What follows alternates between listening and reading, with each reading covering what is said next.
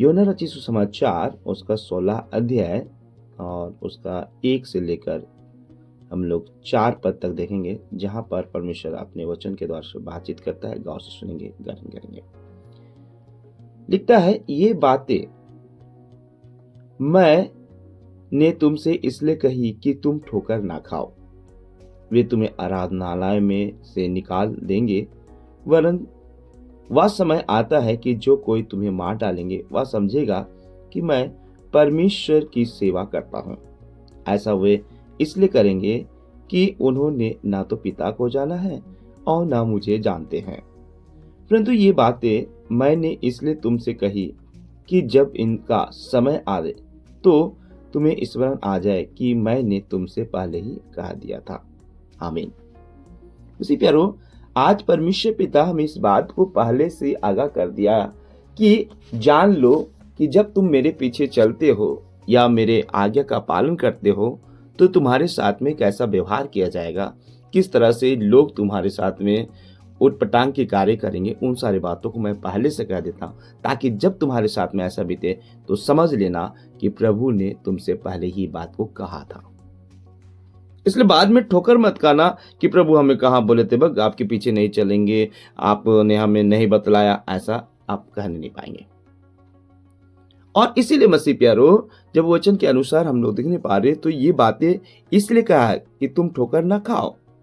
तो होता है ना कि बहुत सारे लोग बोलते हैं, प्रभु आपने तो बताया नहीं कि आपके पीछे चलने से दुख मिलेगा, तकलीफ मिलेगा।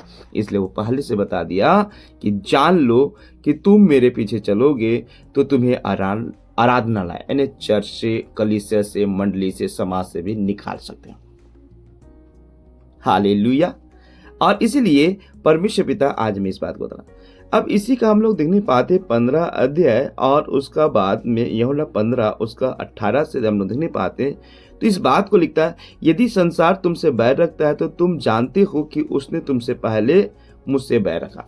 इसका मतलब है कि परमेश्वर पिता बताना चाहता है कि जान लो कि आज हो सके तुमसे बैर कर रहा है, उससे पहले कि तुमसे बैर करे मुझसे बैर किया और मुझे कलीसिया से, मुझे अपने गांव से निकाले।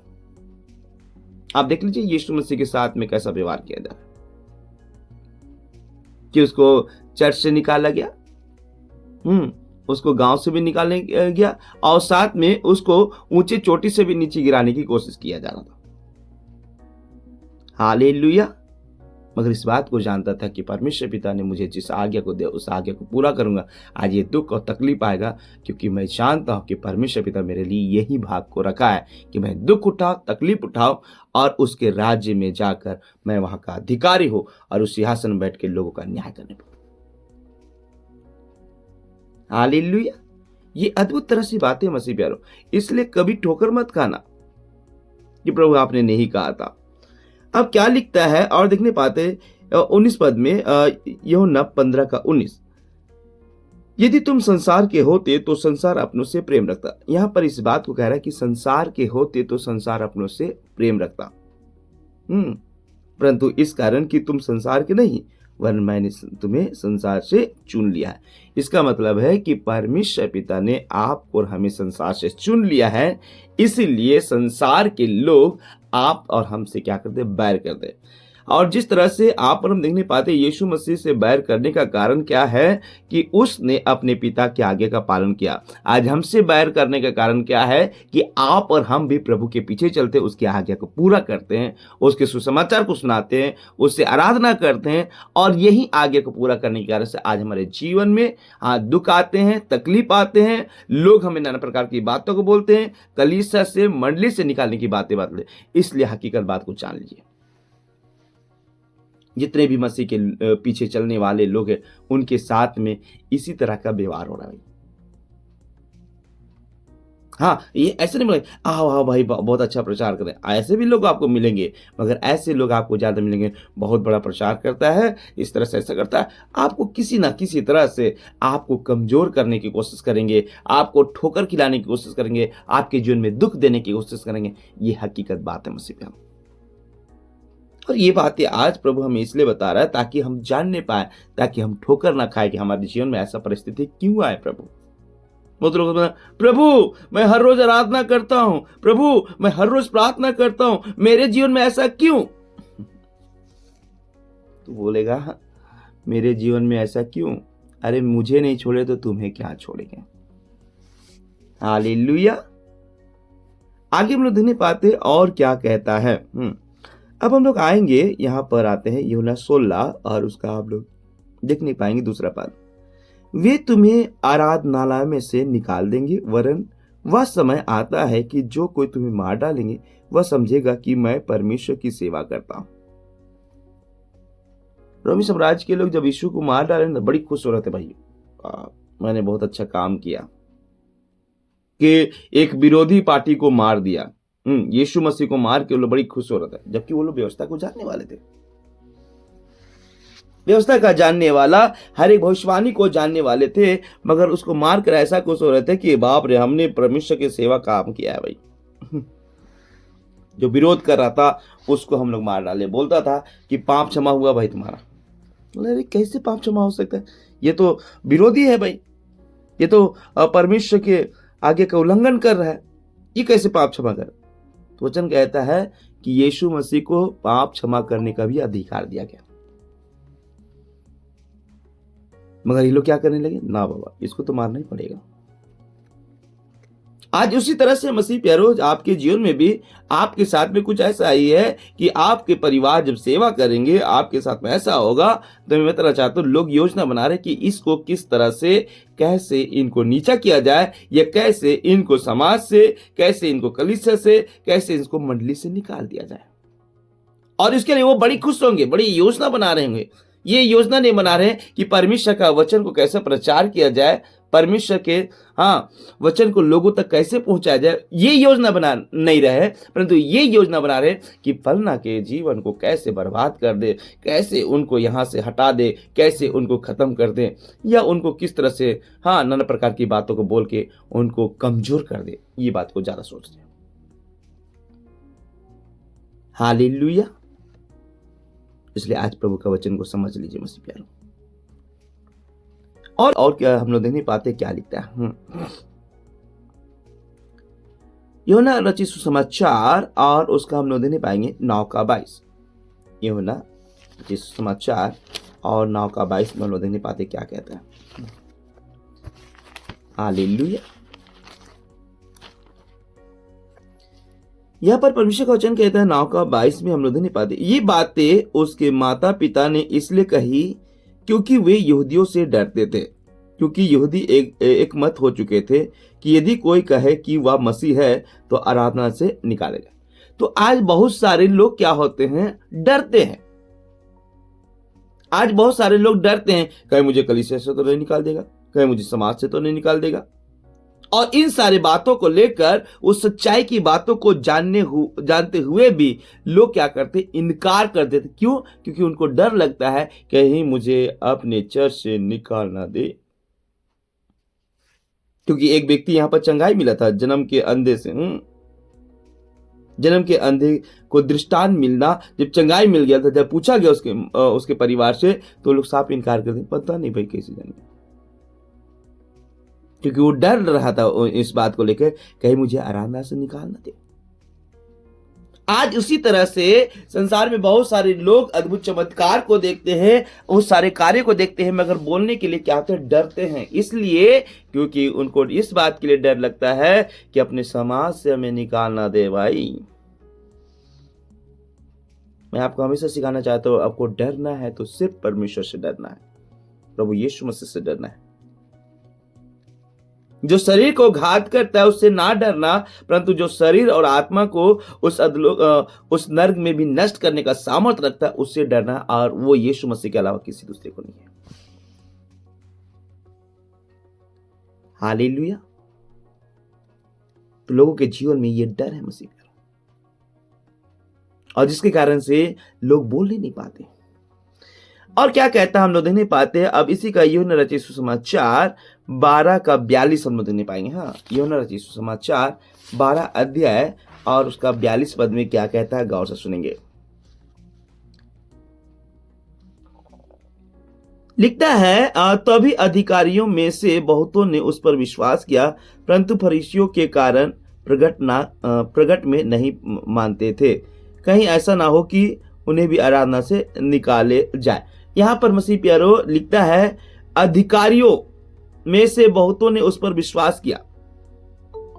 ऐसे लोग भी हैं जो विश्वास करते हैं मगर उनको भी बहुत तरह प्रकार की डर रहता है। इसका मतलब है कि आज संसार में परमेश्वर का भय से ज्यादा संसार के लोगों का भय, कलीसिया से निकाले जाने का डर है, अपने समाज से निकालने जाने का डर है, और अपना पड़ोसी क्या कहेगा उसका डर है, मगर परमेश्वर का भय ही नहीं है। हालेलुया। इसलिए आज आप जान लीजिए, जो मनुष्य के सम्मुख में डरता है वो परमेश्वर के लायक नहीं है। क्यों? क्योंकि जिस वचन को परमेश्वर पिता ने आज आपको हमें लोगों को सुनाने के लिए भेजा है, या आपको हमें मन फिराव के बाद सही मार्ग में चलने को भेजा है, तो मसीह प्यारो आप चल ही नहीं रहे, आप लोगों को सुनाने नहीं रहे, तो क्या प्रतिफल मिलने वाला आपको? क्योंकि प्रभु के हाथों में आपका मजदूरी देने का अधिकार है, और वही आपको मजदूरी आपका प्रतिफल को देगा। आप जैसा करेंगे उस कामों के अनुसार आपको फल देने वाला है। तो आप क्या हो रहे? डर रहे, घबरा रहे। हालेलुया। और इसीलिए आगे हम लोग देखने पाते हैं कि लोगों के जीवन में डर इसी बात के लिए है। ऐसे भी यहाँ पर जुड़ने वाले लोग ऐसा भी है कि अपने घर में आराधना इसलिए नहीं कराते, कहीं ऐसा ना हो कि हमारे समाज के लोग बोलेंगे, हम कैसे भाई क्या करेंगे। उनको डर है, हमारे चर्च के लोग बोलेंगे, हमारे समाज के लोग बोलेंगे, बोल के डर है, इसलिए वो आराधना नहीं कराते। क्योंकि उनको मनुष्य का डर है, उनको कलीसिया का डर है। हालेलुया। आगे क्या लिखता है, एक बात को और देखने पाते हैं। क्या लिखता है? यूहन्ना रचित सुसमाचार 16 अध्याय उसका 3 पद में, ऐसा ना हो वे ऐसे करेंगे कि उन्होंने ना तो पिता को जाना और ना मुझे जानते हैं। इसलिए इस बात को जान लीजिए, आपके हमारे साथ में ऐसा व्यवहार करने का कारण इसलिए है क्योंकि वो ना तो पिता को जानते हैं और ना पुत्र यीशु मसीह को जानते। अगर जानते तो इस बात को जानते कि परमेश्वर पिता ने अपने बेटे यीशु मसीह को अपने कार्य पूरा करने के लिए भेजा है, लोगों को वचन सुनाने के लिए भेजा, ताकि उनका जीवन बदलने पाए और सबों का जीवन उद्धार पाने पाए। आज उसी तरह से यीशु मसीह भी जब यूहन्ना रचित सुसमाचार 17 अध्याय में इस बात को कहता है, हाँ, कि देखो मैं भी जिस तरह से आप मुझे भेजे उसी तरह से मैं इनको भेजता हूं। हालेलुया। और इसीलिए मसीह प्यारो, जब आपको विरोध करते हैं या आपके विषय में कुछ बातों को बोलते हैं, तो जान लीजिए ना वो यीशु मसीह को जान रहे, ना परमेश्वर पिता को जान रहे। अगर परमेश्वर पिता को जानते तो यीशु मसीह को भी जानते, और जानते तो आपके सुसमाचार प्रचार करने से उनको किसी तरह का कोई दुख ही नहीं होता। वो बड़ी आनंद से बोलते हैं, हाँ भाई बड़ी अच्छी बात है भाई, आराधना करना चाहिए, प्रार्थना करना चाहिए, और यही तो आगे मिला कि हमें लोगों को सुसमाचार सुनाने पाए। हालेलुया। इसलिए आज यहाँ पर हम ध्यान दें। एक वचन की ओर आते हैं तो क्या लिखता है? प्रेरितों के काम, हाँ, प्रेरितों के काम 26 अध्याय, प्रेरितों के काम 26 अध्याय, और उसका हम लोग देखने पाते हैं 9 और 10। प्रेरितों के काम 26 अध्याय और उसका हम लोग 9 और 10 को देखेंगे क्या कहता है। यहाँ पर परमेश्वर का वचन इस प्रकार कहता है, गौर से सुनेंगे और ग्रहण करेंगे। मैंने भी समझा था कि यीशु नासरी के नाम से विरोध में मुझे बहुत कुछ करना चाहिए। यहाँ पर पौलुस जिस बात को कह रहा है, गौर से सुनेंगे। मैंने ये भी समझा था कि यीशु नासरी के नाम से विरोध में मुझे बहुत कुछ करना चाहिए, और मैंने यरूशलेम में ऐसा ही किया, और प्रधान याजकों से अधिकार पाकर बहुत से पवित्र लोगों को बंदी गृह में डाला, और जब वे मार डाले जाते थे तो मैं उनके विरोध में अपनी सहमति देता था। कहने का मतलब है कि मसीहों को ये सताया करता था और जब उनको दुख देकर या मार दिया जाता था तो उसमें सम्मति यानी गवाह का कारण था, भाई इस तरह से ऐसा कारण था इसलिए ये मारा गया, या इस तरह से ये ऐसा हो गया, इस तरह की बात को गवाह का कारण होता था। तो आज लोग क्या हो रहे हैं कि इसी तरह से मसीह के विरोधी है, कोई दूसरे लोग नहीं है। यहां पर देखिए पौलुस भी इस बात को जानता था, या उसको जो उसको परमिशन जो दिए थे कि हाँ भाई जाओ ऐसा सताओ या करो, वो लोग भी जानते थे, परमेश्वर के वचन को जानते थे। अब पौलुस का विषय में बात करता है कि यह अच्छे से पढ़े लिखे शास्त्र को जानने वाले ज्ञानवान था, हालेलुया। मगर फिर भी इनका जीवन में क्या था, देखने पाते कि ये मसीह के पीछे चलने वाला का विरोध करता था और लोगों को सताया करता था। आज मसीह प्यारो, आज आप पर हम जान ले, इसलिए यहां पर लिखा है जो मसीहों के पीछे चलने वाला को मारते हैं या दुख देते हैं या खत्म करते हैं तो उनको बड़ी आनंद लगता है कि मैंने आज प्रभु की सेवा का काम किया, जबकि वो उसके विरोध काम किए। इसलिए लोगों के जीवन में डर समाया हुआ है, प्रभु हम आराधना तो करेंगे मगर भाई हमको डर भी है समाज से, कलीसिया से। ऐसे लोग परमेश्वर के राज के भागी नहीं होने वाले, क्योंकि उनका जीवन में परमेश्वर का भय छोड़कर संसार के मनुष्य का भय। हालेलुया। इसलिए आज प्रभु हम इस बात को बताना चाहता है कि ध्यान से सुन लो और जान लो, फिर मत कहना कि मैंने तुमसे नहीं कहा था कि तुम मेरे पीछे चलोगे तो दुख नहीं मिलेगा। 4 पद को आएंगे हम लोग, यूहन्ना रचित सुसमाचार 16:4।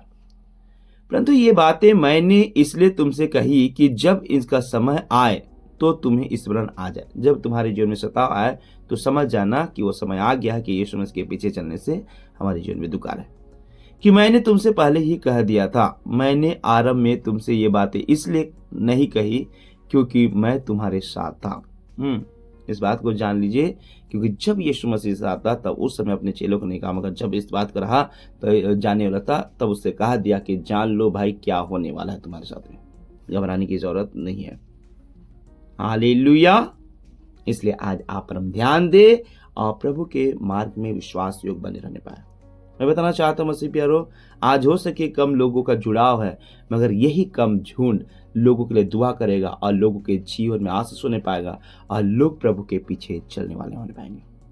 मैं आप सबका धन्यवाद करता हूं कि आप हर रोज वचन को सुन रहे हैं, मनन कर रहे हैं, और इस बात को जान लीजिए कि आप प्रभु के पीछे चलने वाले लोग हैं।